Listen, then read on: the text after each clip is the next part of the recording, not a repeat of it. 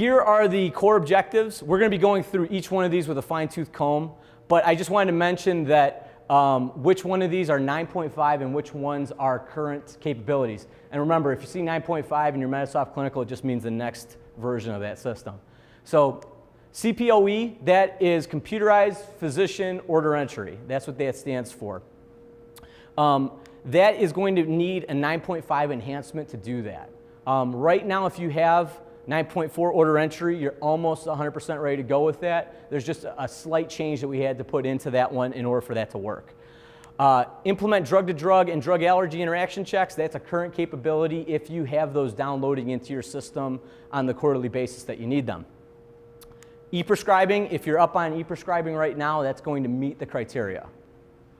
Record demographics, there is a workflow change on this one, but you can do it in the current system. So if you guys need to, you can build those things into your system now, start capturing them, and then in 9.5 you'll be ready to go.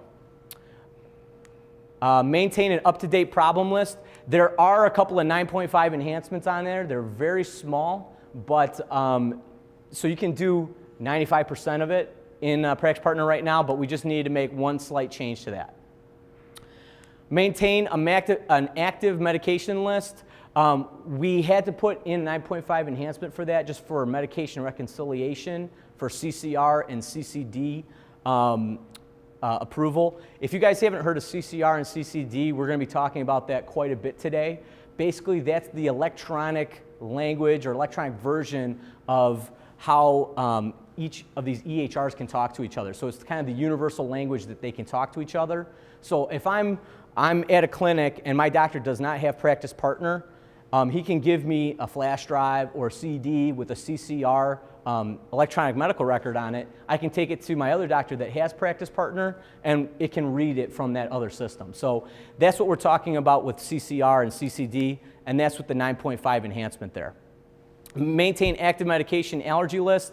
That's a current capability. Record chart changes and vital signs. There was just a slight change that we needed to make in 9.5, and we'll be talking about that. Record smoking status. That's a current capability. Implement one clinical decision support rule. Basically, this one's a very generic item when we get to it. It really doesn't require a 9.5 enhancement, but it depends on what rule that you guys come up with. So that's really something that you're going to have to define if that requires a 9.5 or if it doesn't. Report clinical quality measures as specified by the secretary. So that's going to require 9.5 in order to get that output of the system. One of the things that you guys should be looking at is in the back of one of those presentations, there's an appendix where it has all of the clinical quality measures. And that's where you can actually see not the core quality measures, but the actual the quality measures that you can pick the three, the alternative ones. So that's something that you don't have to do now, but you can actually go through and you can look later and you can see which ones best fit your practice.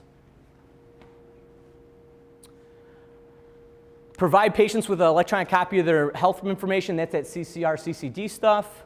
Provide clinical summaries for each office visit. That's going to be a paper or electronic version of that. That's 9.5. Electronic exchange of key clinical information. That's, again, CCR, CCD. And then the last one is protect electronic health information created or maintained by a certified EHR. So that's just an attestation that just says, yep, you're using an EHR, you're good to go.